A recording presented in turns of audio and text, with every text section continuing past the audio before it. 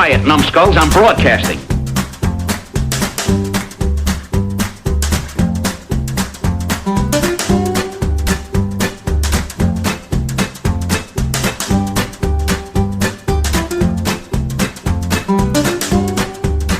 Hey kids, welcome to Grumpy Nostalgia, the Second Look Cinema podcast, the show where we go back to the blockbuster new release wall of our memory, grab a copy off the shelf, pop it in the old VCR, and see what time has done to it. But probably more accurately, what time has done to us. I'm Justin, that's Mike. Hi, Lardass. And we're here to help you navigate all the landmines littered down memory lane. What a terrible thing to call somebody. I apologize. I know there's a blueberry pie fan out there somewhere. As the kids say, I'm hip. So this is going to be kind of a fun one, Mike, coming off our Halloween buzz. Trying to get back into reality. So we're going to hang on to a little bit with the Stephen King story, believe it or not, Mike. This week we're going to be looking at Stand By Me from 1986. Nice. Good flick. Yeah, it's the year I got my learners. Yeah. You could drive in Illinois. Yeah, that was little Justin got his driver's permit, learner's permit that year. Yeah, and I'll be warned.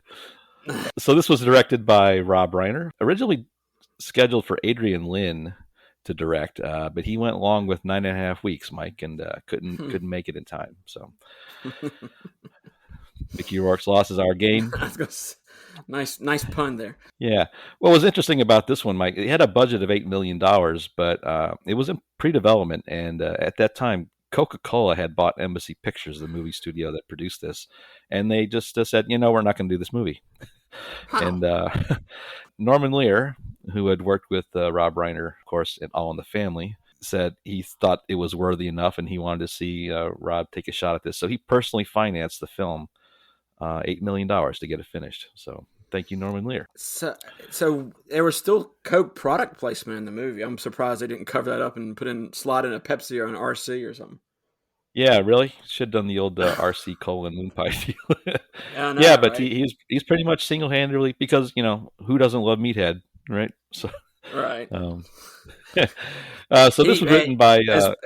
as bad as I don't like Rob Reiner and some of his views, he always has a place in my heart because he did This Is Spinal Tap. So yeah, that cashes a lot of checks right there for sure. It does. This was adapted from the Stephen King novella The Body, which is a great read. This is when Stephen King actually saw the rough version of this movie in the screening room. He was literally shaking, and everybody was concerned. They kind of walked over. He said this was the best adaptation of his work he had ever seen at the time. So. It's good with the source. It's probably a pretty good movie. Mm-hmm. It was adapted by a couple of writers, Reynold Gaiden and Bruce Uni, and they had kind of collaborated on several movies, among them cult favorite Starman. I think you talked about that movie before, Mike. The Kevin Costner weirdo movie, Mr. Brooks, which is actually kind of a good movie. Cutthroat Island. The Reddy Harlan pirate disaster flick that infamous. So everybody's got one of those in their bag. Yeah, I just read an article about it that said that movie is still number one as far as financial bombs, if adjusted for inflation and current year kind of stuff. Yeah, it is still up there as far as like biggest money loss for a studio. It's crazy. Yeah, we might want to. Maybe it merits another look by our show. Please not. Well, behave yourself, or that's what's going to happen. All right, so I think this wasn't special effects extravaganza. This is a story-driven thing, and it really is based on the strength of its cast. So, Mike, why don't you walk us through the cast? Yeah, it's based on our four leads who kind of carry the movie. Obviously, the town of Castle Rock itself and Oregon didn't really have too many notable traits as far as the cast, but the kids that came out of it, all have interesting backstories, and they include River Phoenix, who Joaquin's older brother, who tragically died early in his life and outside of LA nightclub from drugs, but he had begun a great career obviously with this movie. He was a young Indiana Jones, I believe, and was it the Last Crusade movie? And he was in a movie. I just resaw this movie, My Own Private Idaho, and very strange movie, but he's fantastic in it. I can't even describe the plot really to you, but Yeah. like I say, he to me he was. It comes through in this movie. He's had the most talent of the four. I mean, just watching Yeah, the movie. you'd be hard pressed to find any woman of our generation that didn't have it good for River Phoenix. I can't, Really, he yeah, was just beloved with girls in our age group yeah, and still to this day. He's kind of got a right. James Dean thing even attached to it at this point. So Yeah, yeah, and then this yeah, role kind of helped too. Little cigarettes in his oh yeah, t-shirt. just great. Um, Yeah, and then you have Will Wheaton, who is our main protagonist and the young storyteller. Who's kind of you're going through his story and for the movie. He plays Gordy, and Will Wheaton is more known as Wesley Crusher from later on from being the Star Trek ensign. Um, and nowadays, when he's not telling you how great a nerd he is, he's shilling for Star Trek shows on Paramount Plus. And then you have Jerry O'Connell, who's the little fat Vern kid in this movie. Loses some weight. It's hard to recognize him in this movie, except for that goofy grin on his face. But yeah. he later came on to play in Sliders, which hate it or love it, it's still one of my favorite sci-fi shows. And he's one of those guys who always seems to fail upwards. He always ends up on these shows. You're like, why? And he ends up being, Mr. Rebecca Romaine, and they have kids now. And just lucky guy. I'll put it that way. And he somehow still retains his youthful good looks. Well, I think he earned all the respect he needed with the cockroach-ridden Joe's Apartment, don't you, Mike? Yeah, no. Like I was saying about Rob Reiner earlier, who earned my respect. The less we say about Mr. O'Connell, the better. All right, moving on. And our last of our four is Corey Feldman, who I think he was in I want to say Friday the 13th 2 as a kid before this movie, but anyway, that's neither here nor there. He later after this is kind of linked more with Corey Haim. And there were in a few movies like Stupid License to Drive and Dream a Little Dream, and of course Lost Boys, which I give him, that was pretty good. The Frog Brothers, yeah. Yeah, and then he just kind of, like a lot of kid stars, just kind of faded away. He was in some B movies, and now he's a kind of a poster child for anti-Michael Jackson news. I've always been a bigger fan of his music, Mike. No. See, I don't even remember it. He's big in the music scene. His new album is called Angelic to the Core. You might want to check it out. Okay. He's got an all-female backup group called Corey's Angels. And he does a weird version of, like, I don't know, I think you would call it techno, house music, techno stuff. Oh boy, not good. I mean, I think the first Google search you do is what is the worst album of 2022, and it kind of comes up. So, oh my goodness! But give his music a listen, Mike. You'll like it. So Jared Leto, he's not. No. Okay, we'll leave it at that. Yeah. And then the rest of the cast is a lot of just kind of a few citizens of the town. I mean, you have a breakout performance from a young Kiefer Sutherland in here, who I guess this was his evil Jack Bauer role before he became a Lost Boy later on. And hey, he got to star Corey Feldman again. Yeah, he's so cool, man. Ace, I love that name. Ace. And then John Cusack, who this was probably right in the eve of when he started starring in all these teen movies. Better Off Dead and One Crazy Summer and Say Anything.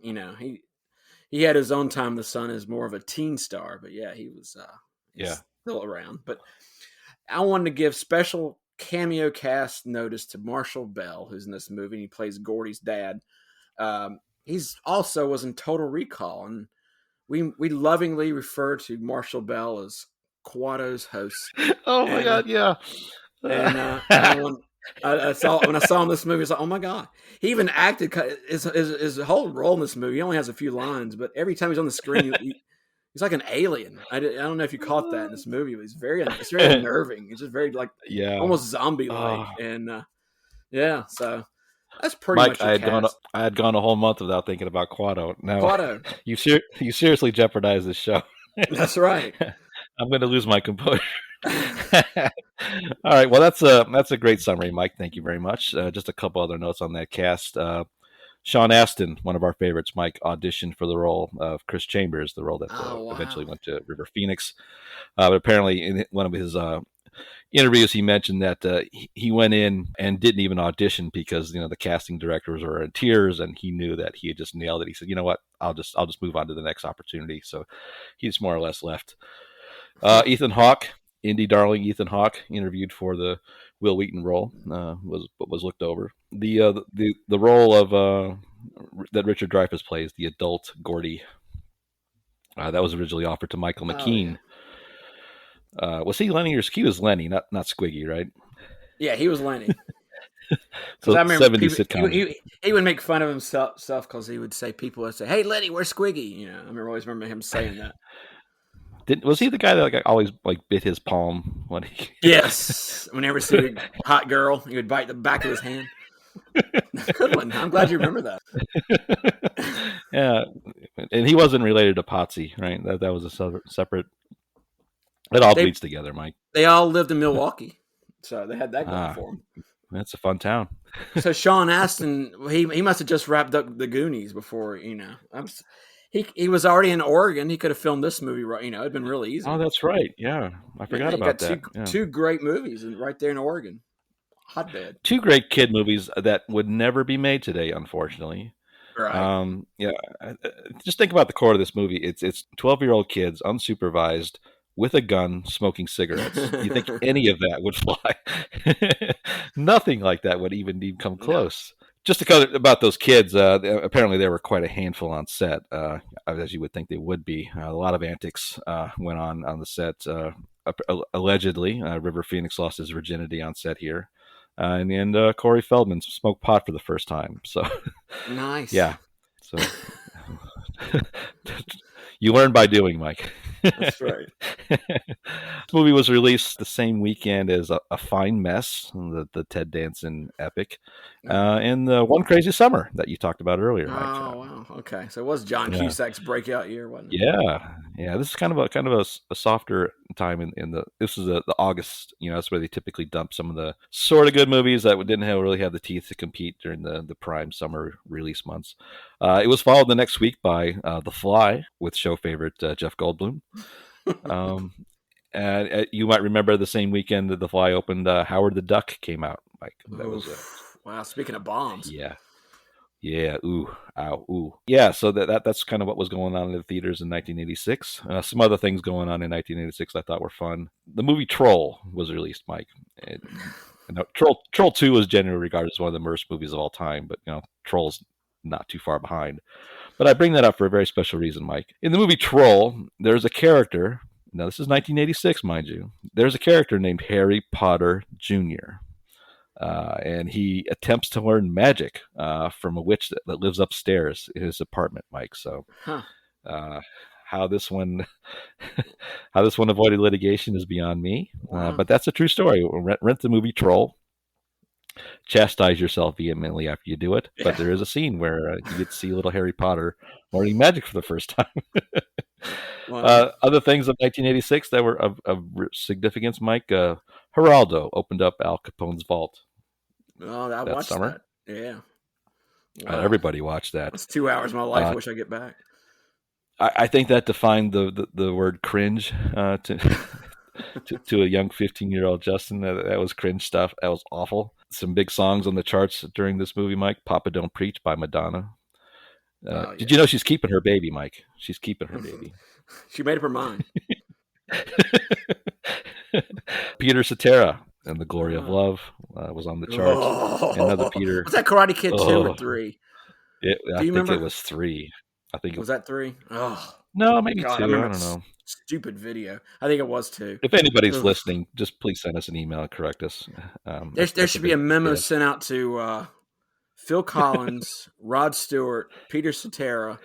Those 3 guys. Why didn't you just stop your career at a certain point and just not go to the just the sappy, crappy songs? Oh. Here's another one for you. Peter Gabriel also had Sledgehammer come out at the same time. There you go. Man, that's a good video. Yeah. Well, Yeah, the Genesis guys, whatever. Just one other thing of note. This was the second Stephen King movie this summer. We had prior to that, on July 25th, we were trying to get over Maximum Overdrive. Oh, see, when you told me that Stephen King was shaking after he saw a movie, I thought it'd be smacking him overdrive. No, that's the audience was shaking after that. Yeah, How okay. Just with rage.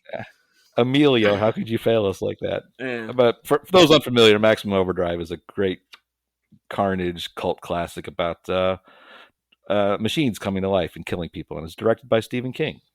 Filmed in North Carolina. Yeah, is I think his first and last directorial effort, and thankfully thank goodness. the latter. Yeah, he got away from. He went to the theater seat and got away from the director chair. That's what we so eloquently call Mike a stink burger. Yes. All right, well, so let's talk about something that doesn't stink, Mike. So we're going to talk about Stand By Me, 1986, and unless there's anything else to talk about, should we get started? Let's do it. All right, hit the button, Mike. So the movie opens up with a lone figure sitting in the car in the middle of a field. This was the actor that was originally cast to play the role of the adult Gordy, Danny Dukes. But then and when you cut up to the close shot, it's actually Richard Dreyfuss. Oh wow! But if you watch this movie from that first scene, the guy sitting in that car is not Richard Dreyfuss. But he's looking at a headline, a newspaper headline, saying that Chris, the lawyer Chris, who's played by the younger River Phoenix, has died in an accident. So he's obviously there for some sort of like retrospective look here. But it starts out in 1959, and kind of jump back, and there's some narration there given by Richard Dreyfuss, and it opens up in Every Kid's Treehouse, right? There's we get introduced to our four main characters. There's a little bit of exposition here where we meet Will Wheaton's character Gordy. We also meet River Phoenix's Chris, and then Corey Feldman as Teddy Duchamp, and then my favorite of all, the Jerry O'Connell playing Vern. So they're in there smoking cigarettes, and Vern kind of comes in, and he's super excited, and he can't wait to share some information. And they do what boys do. They just kind of jerk him around and keep him from presenting his information. But he's telling everybody that he's been privy to some information about a dead body, Mike. It turns out he was under the porch looking for the pennies that he had buried earlier, which I love the whole Vern's pennies story. He buried a jar of pennies under the porch, and his mom threw away the map, and he couldn't remember where they were. But he was down there digging for them, and he heard his transient older brother talking to a gang member about poor Ray Browers. It was a younger kid that had gone missing, and they claimed that they knew where he was, and they wanted to kind of follow him out there. So they wanted to go see if they could find the dead body. And so that's kind of the premise for the movie. They want to go out and discover the dead body and become famous, right? So they want to be the ones that find. Yeah, okay. I couldn't quite get that point. I didn't know if they were actually just going out there to be, it was. I guess that was the whole. Is that the same kind of motive in the book or the story? Yeah, the motivation is there. Well, it's part of it's an adventure, but the other part is I didn't know if it was more of like a kid's fascination. I thought it was like a kid's fascination to see kids just want to be famous. Dead body or yeah. Well, it does kind of start out that way. Yeah, in all honesty. So, so as easily as that was back then, they just decided that they're going to tell their parents they're going to go out camping on Labor Day weekend and just kind of disappear, and that's okay. and now you'd need like your GPS, and you'd have to sign a waiver from your parents and all that kind of stuff. But they just got out and left. So they head out into the woods, and we start to introduce some elements of each kid's personality here right away. You get the impression that Chris is kind of the bad kid, got a bad reputation. His family's kind of looked down upon in the community, and one of the first interesting things about here is Teddy, played by Corey Feldman. They come across the train tracks, and Teddy decides he wants to dodge this train. Chris isn't going to have any of it. River Phoenix is saying, "Get off the train," and Teddy's a little bit off kilter, and he ends up pulling him off the track, and they kind of get into a big fight. And this kind of introduces this element that I think is really spot on. I don't know if it's a boy thing, Mike, because we grew up in this kind of culture, but there's an art to diplomacy when you're a kid. They got into this huge fight, but they decided that there's a diplomatic solution to it, and they had to shake hands and all. I just thought that was very clever the way they introduced those peace offering things that we lose as after childhood, but they were insistent on making the peace before they moved on, which I thought was really cool. Well, they're really good to it, changing subjects too. Like, oh yeah, or just making a joke or something. They're able to switch gears so easily. I love that kind of rapport among the kids like that. Yeah, that's cool. That's exactly where I was going. So I guess you kind of lose this innocence when you're a kid, but you can be through these incredibly traumatic or vicious or violent events, and then 2 minutes later you're fine. Yeah. The memory you have that the short-term memory that really helps out. And there's no. It seems like like they can be really yelling at each other 1 minute, and then like there's no grudge 2 minutes later. Like it's all forgiven, and they move on. It's kind of cool. Or they can make fun of each other's mothers, like just like we did in the old days. You can't get away with that as an adult. You can't.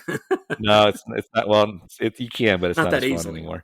Yeah, it's not. Yeah, but what's really great about this part of the movie is just they're out in the wild and they're unsupervised and they're really left to their own devices. And some of the conversations they have are just those are things that we talked about as kids. But not so much the subject matter, but the element and the methodology of how we talk to our friends when we're kids. Like they have a conversation about, I didn't steal the milk money, or my father hates me, or anything like that. Or part of the story is that Gordy's brother, Denny's, played by John Cusack, had been killed in a Jeep accident the summer before, and he was the father's favorite. So now he's in a broken family, and he's kind of ignored by his father, and it's just one of those a common Stephen King plot device. The father that kind of disregards his kids and stuff like that. So he's really struggling with his older brother's death. So they have those conversations, but they also have conversations like who would win in a fight between Superman and Mighty Mouse? Oh yeah, and they're of equal importance, which I just think is brilliant. Yeah, I love the way they split the four up, and then like.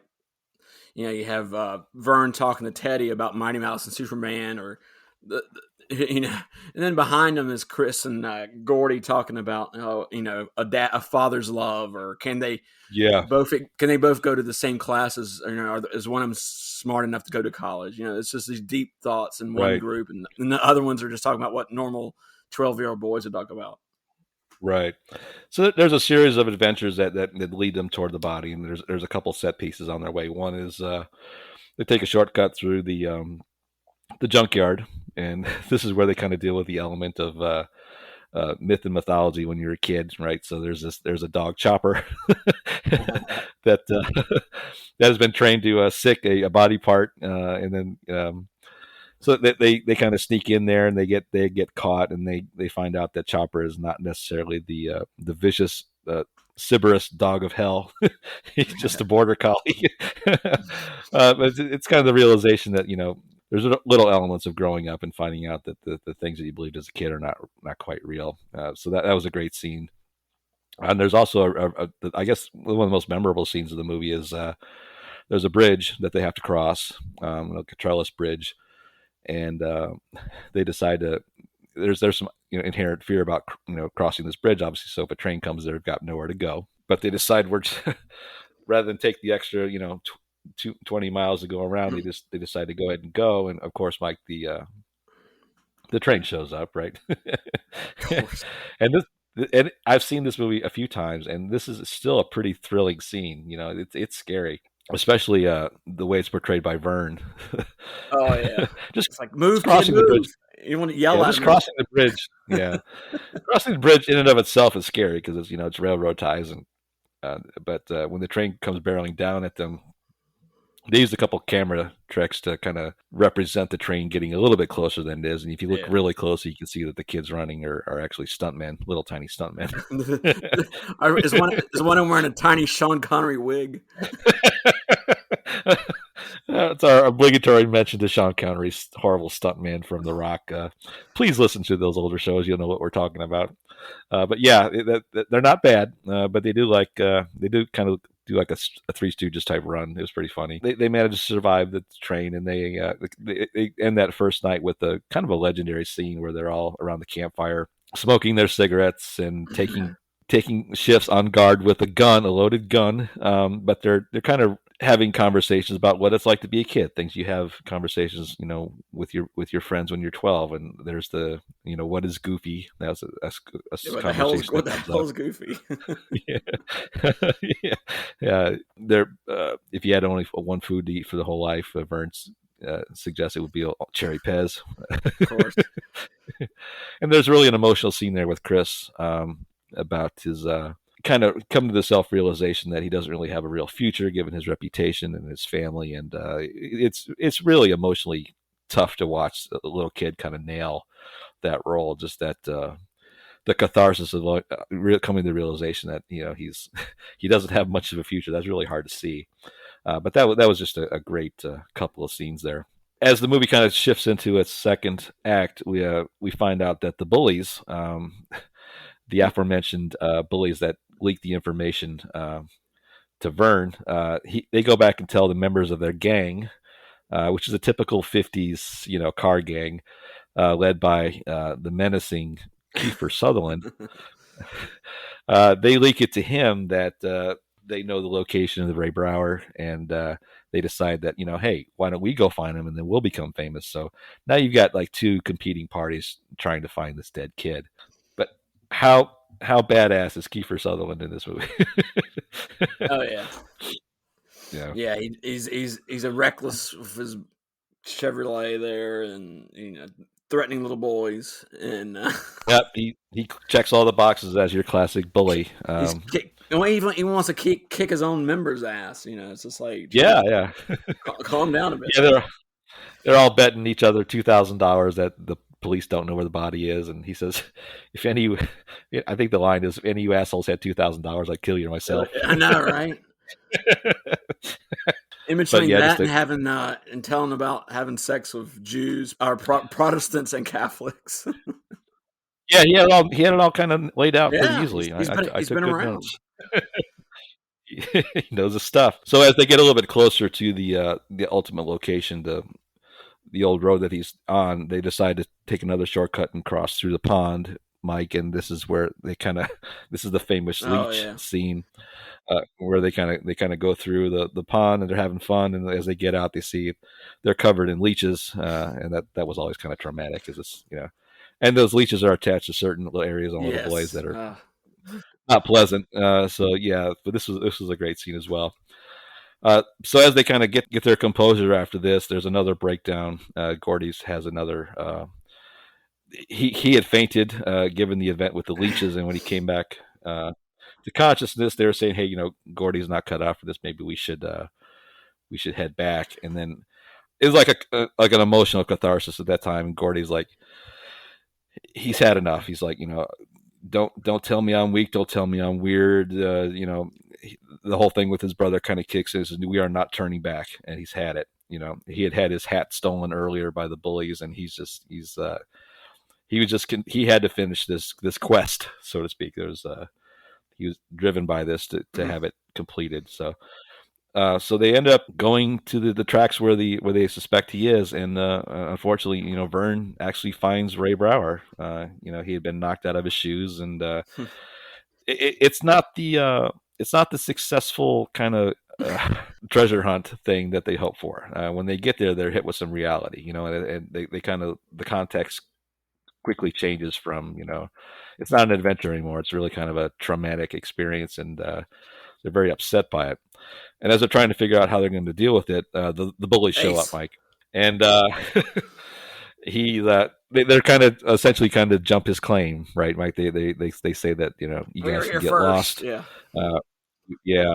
there's this typical kid argument and about boundaries and things like that. But Ace decides he's just going to take a knife and force the issue, and then we find out that Gordy pulls out the gun, Yeah. makes some suggestions about what Ace can do, and also fires a shot into the air and holds his ground as a and that's kind of a symbolic of him kind of graduating to this next level of maturity and kind of facing his demons and stuff like that. And Kiefer Sutherland relents and kind of backs off, but in typical bully fashion, right? He says, this ain't over. And one of my favorite lines, Mike, this is big It's time, big baby. time, yeah.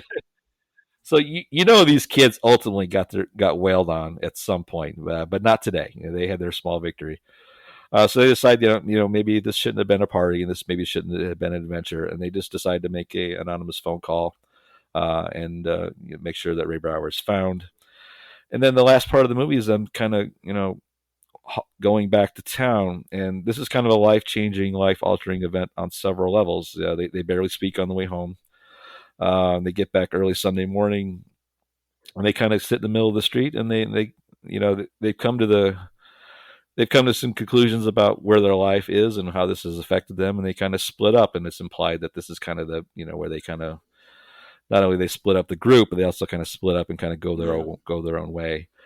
Yeah, and it's very I don't know. This is probably like the most emotional part of the movie for me is because it's I'm always now, especially as I get older, you start to reminisce and you think about all the friends that come in and out of your life, and he makes the point that Teddy and Vern were just eventually just turned into kids they saw in the hall. They weren't really those friendships don't always last, and it's true when you think about when you're 10 to 12 years old. I mean, how rare is it that those friendships last the whole lifetime? So. Yeah, it's very poignant. It reminded me of the end of like American Graffiti. I feel like you watch kind of a feel good movie in a way, and then they end it with like, oh, so and so was killed in Vietnam, and this guy, it's another Richard Dreyfuss movie, but it's like it had that same kind of feel after watching. Yeah. Like, oh yeah, this was if this was real, this is kind of impactful, and Yeah. it makes you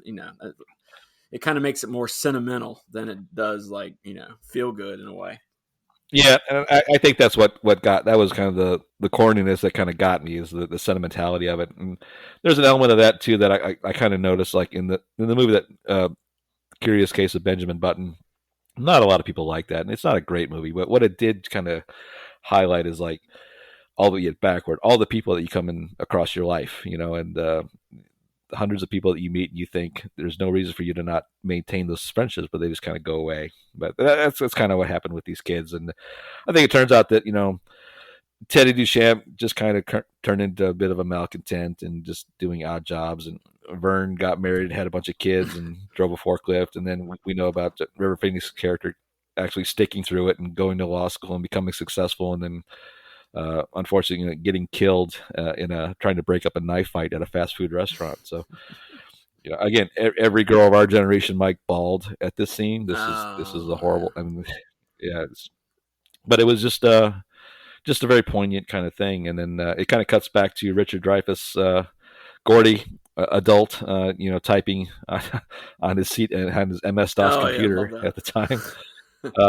just typing, essentially finishing his novel, saying that I never had friends like I did when I was 12. And he said, well, Jesus does anybody. And then we get the Stand By Me song kind of kick in slowly, and that's the end. And he's out there playing with his two boys, and that the cycle of life continues, Mike. Yeah. So a little corny, a little schmaltzy, but it still hits home, and it I loved it. I thought it was a really I always did like this movie, and I just really appreciate it again as we saw it. How about you, Mike? Yeah, the same way. And that, like you say, when they played strands of that song during the movie as it goes, just a little instrumental, and then finally they play the Benny King version at the end. And you want to just start bawling. You're like, oh my gosh, that's so, it's schmaltzy, like you say, but it also tugs at that sentimental feeling. And even if you didn't grow up in 1959, you still had adventures like that. At least I did as a kid, and it makes you think about your friends when you were 12, and it's like, oh my gosh. And I guess the whole feeling of the movie and with the soundtrack and everything, just they really captured not only 1959, but like anybody's childhood. And the only thing it was just well, yeah. I don't know. I was trying to find a complaint about it. Other, and it was very tough for me to actually like pick at it at all. I loved it. I thought it was a great movie, but not the kind of movie I'd want to watch and rewatch again. I guess you could say. Nope. You know. No, it's just what you want to revisit, maybe watch with your kids or Yeah. something every 5 or 10 years, something like that. But yeah, it's and I think this movie probably hits harder for boomers, especially with the soundtrack and all Yeah. that kind of thing. I would be interested. I'm typically not a fan of remaking movies, but I'd be interested to see what a remake would Oh be. wow. For kids in our generation, but hopefully that'll never come to pass. So The thing is, it wouldn't Well, be much different. I mean, honestly, you think of us in no, 1982 or 83, and yeah, it would be very similar. The only thing would change is the soundtrack. I mean, yeah. I did a lot Well, of the what same was going through my stuff. head the movie It. Yeah, In the novel that's set in the 50s, and I think in the movie they set it in the 80s. I think there would be a lot of parallels for this too. I think it might that's be interesting true. to see. Yeah, But and I got a lot of yeah, there's always nostalgia for movies like you look like we were talking about Goonies earlier, and that's a movie. You talk about a yeah, movie that will never say die. It really won't. It seems to always pop up somewhere. And yeah, Sandlot's another one. You keep seeing like they still yep, sell T-shirts with images from that movie. You think that's another kind of nostalgic yep, return, just yeah, like this movie was. It's more of a comedy than Stand By Me, but I feel I get the right. same kind of feeling watching that movie. No, people like nostalgia, Yeah. so maybe we should start a Yeah. podcast about this. You Oh, wait a can't minute, be we angry. already did that. Never We're mind. supposed to be angry about it, aren't we? Yeah, Are we? I I guess the guess grumpiness for us the grump. comes from like watching a movie like this, and like you said at the very start, they couldn't make a movie like this Yeah, nowadays. You, no, you do not, no, you do not. I repeat, you do not want to see a remake done by Hollywood, today's Hollywood. Can you imagine them doing this movie? You do not. No, you no, wouldn't want to watch. no. I mean, part of the appeal is the recklessness of these kids' actions. Like I don't know if you saw the remake of Bad News Oh Bears. no, stay away from it. Uh, well, at the end of that movie, in the original movie when they lose the title, Walter Matthau gives all the kids a beer. Yeah, yeah. Uh-huh. But in the remake, Billy Bob Thornton gives everybody non-alcoholic beer. Like, why bother? It's I just want to put my fist through the screen and anyway, well, let's we could go on all day. You see, you mentioned the word grumpy, and there we There you go. go. So let's talk about awards and accolades, Mike. This movie made $250,000, $242,000 as opening weekend, not huge, but ended up making $52 million total. Again, a third movie in a row. No worldwide Huh. release, Mike. Just only released here in the States. It was nominated for an Oscar for adapted screenplay. It lost. It was nominated for a couple Golden Globes for Best Picture and Director. Rob Reiner. It lost. The Video Music Awards, Hmm. not the MTV Movie Awards, but the Video Music Award, MTV's Video Music Awards, nominated for Best Video from a Film for the Benny King version of the Oh. title song. But it lost to Talking Heads, Wild Wild Life for the movie True Story. So that's a little bit cooler. So Yeah, let I'm that one gonna let slide, I guess. MTV have a I'm gonna let them have a pass on that one for once. Let's just go through our grumpy meter first time and most recent times. So I'll go first real quick. The first time I saw this movie, I think I was in college. I had read the novella before, but I saw it and I just thought it was a totally relatable movie, just very well done. I think I probably would have gave it a 4 out of 5. I think rewatching again, I don't think it moves down a bit at all. I think it's still relatable. I still remember as I get older, I remember these times in my life a little bit more. I kind of reminisce a little bit more, and they've got it spot on. Which is really kind of a. It wasn't my era, but it was. I remember that time in my life when I was 12, and this is how I was with my little boy friends, and we were just as precocious and retrospective and I share a lot of characteristics of these kids, so I'm gonna go with a 4 out of 5 on this rewatch. Mike, how about you? Yeah, I've never seen this movie in full before. I'd always seen scenes from it, and I could probably, I could kind of tell you what the story was based on little snippets I'd seen in the past, and I think everybody's seen the lollipop scene over and over, and the running away from the train, and Gordy's retelling of the blueberry pie and lardass story. Those are all iconic kind of scenes I knew, and just to watch it all together last night, I was, like, and very impressed. There's almost something to be said for not like a first viewing of some of these movies for me, and watching them now, I'm like, wow, that really was a good movie. I think if I'd seen it and then seen it again, I wouldn't have the same impression of it. But for me, it was all positive, and I was a big fan of the Wonder Years TV show, and obviously that was a show that was taken straight from this movie. Probably the producers of the Wonder Years were like, "Oh, that's a good idea. Let's make a TV show like that," and set it in the '60s. And I guess after watching that show for so many years, then watching a movie like this, you can, if you have any kind of nostalgia in your little beating heart at all, you're going to at least appreciate this movie. And I would say 4 stars easily, maybe even 4.5 for me. Yeah, and again, it goes to the strength of a script and a cast. I mean, these four kid actors just really sold it. And that's the thing you take away. You remember the story, but more often than not, you just remember the performances of these 4 kids. And so that got us thinking, because these 4 kids were so great. And we've been less than encouraging of kids' abilities in previous shows. We thought we'd challenge ourselves for our segment. You just made the list, pal. We decided that we would kind of go back and force ourselves to look inside and go past the grumpy and see if we could point out the top 3 memorable kid performances that didn't include the 4 kids from Stand By Me. So this was a bit of a challenge, Mike, but I enjoyed going through it. So why don't you go first, Mike? Top 3 memorable kid performances. Top three. Yeah. Let's see. I'm going to go in no particular order. Actually, I'm going to start with number 3. I'm going to go up this time. I don't know who. Okay, I apologize. I should do research, but I pride myself on not doing research. I'm going to go with for my third one. I'm going to go for the boy from the Omen movies. Okay, those movies frightened me as a child, and especially the first one of Gregory Peck. And when he looks at the little boy looks like. He looks like me in a way, I guess, as when I was a kid.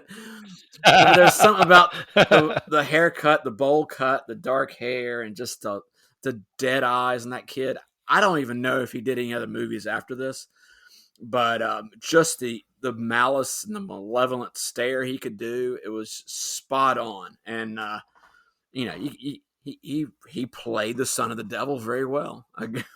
4 stars to that kid, and it still frightens me.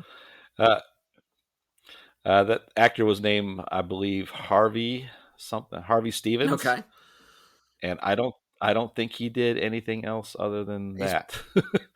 It was probably like Linda Blair and was just like traumatized after he did that thing. Gosh.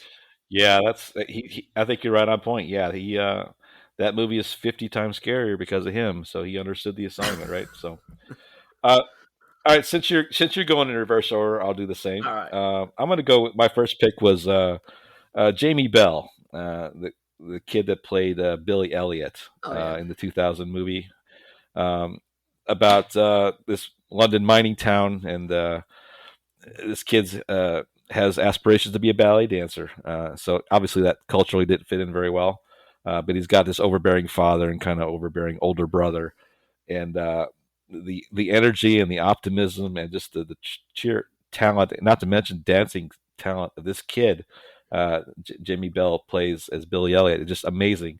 And he got to the point where his performance was strong enough to convince everybody in the audience that this I forget the city, it may have been Manchester, this curmudgeonly father could be broken down and learn to love what this kid could do. That's only because this kid was so powerful. So, in the scene where I think at the end of the movie, it's like 20 it's like he's like 25 years old and he's performing Swan Lake and his father's in the audience and he's just overcome with emotion. That's all because of the performance of that kid. So I'm going to go with Jamie Bell and Billy Elliot. That'll be my first pick. Yeah. All right, number two coming at you. You said number two. I have Peter Billingsley or Ralphie from The Christmas Story.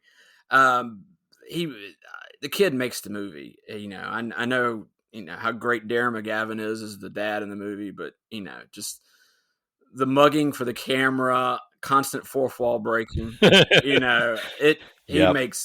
just a delight in that movie, and I can't imagine watching Christmas Story without him in it.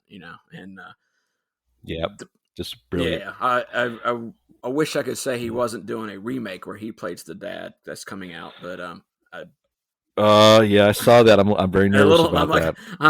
I'm a little anxious about that one. We'll see what happens, but I'll remember from the 1982 movie. We'll leave it at that.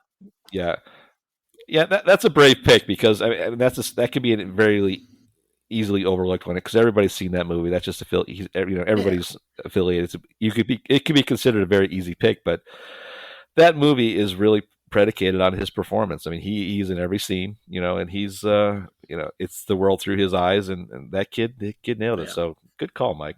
Good call. All right. So my second pick is a tie, and it's only a tie because I didn't want to leave either one of these two out. You mentioned Better Off Dead, Mike. There's a little kid actor. Yes. Stay with me. There's a little kid in there called Badger.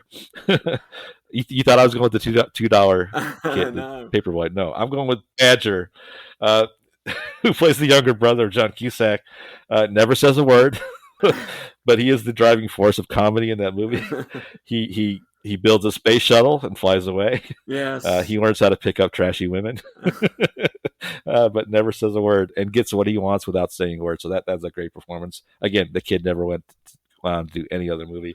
But my real number two is the actor Chris Barnes, who played Tanner Boyle in another movie they could never make today, the Bad News Bears. Oh yeah, you might remember Tanner Boyle as the toe-headed, bowl-cut shortstop. Yes, who had no filters, very commenting on race. Yes, race or religion, or I don't think any line that kid had could even be close to be mentioned in any movie today.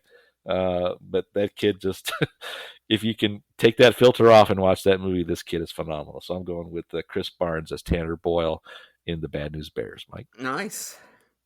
Well, for all the booger eating morons. Yes. I'm gonna do this Casey Kasem style, and before I get to my number one, I'm gonna give you others that are on the other charts, like some honorable mentions here. A couple from our podcast, like Danny in The Shining, who we raved about. Oh yeah, great one. And again, another kid who that was his movie, and that peace out. Yep. Kirsten Dunst, Interview with a Vampire, fantastic. Amazing. I think she was 10 years old in that movie, if I can remember. Yeah, amazing adult themes, and just carried it, man. $2 kid from Better Off Dead. He was Grover. He was Grover Dill in A Christmas Story. No way. Did you know that? I did not. Yeah. Oh my gosh. $2. We have the wheelchair kid from Mac and Me. I love that guy. Stop it! You're killing me. And then I can't go on without the kid from the movie Shane. I have no idea who he is, but such an iconic. Come back, Shane. Come back. Just bit of a crybaby, but yeah. But just what else can I remember from that movie? But that kid, the little boy in Kramer versus Kramer. Good Dustin Hoffman, Justin Henry, Meryl Streep flick, and Gary Coleman and The Kid with the Broken Halo. What are you talking about? one of those movies I liked as a child. Oh, Okay, now for our number one pick. Back to the Bad News Bears. Tatum O'Neal. Oh my gosh, she was fantastic in this movie. I know everybody says Paper Moon, was like her movie, which she won an Oscar, but this movie, wow, just she made it for me as like the kid, the precocious kid, the quintessential precocious kid that got Buttermaker to get the team together and basically start up the whole team and just with a little hint of feminine wiles, to get Kelly Leak on the team, but enough of a boyish style to be with one of the toughest members of the team too. So it was just great role. I know, great role. Yeah. That's a great pick, Mike. I'll do the same thing. I'll no long distance dedication, Mike? No, sir. Okay, good. Well, I'll proceed. I had an honorable mention too. I had a couple. You did Tatum O'Neal, but I think Jodie Foster in Taxi Driver has to be in the conversation at some point too. Just that what she was asked to do in that role at that age, that's a tough one. Just to be around Harvey Keitel that long would be a winner for me, but but just nailed it. And she's been a great actress since she was in diapers, so that's something to say about her career.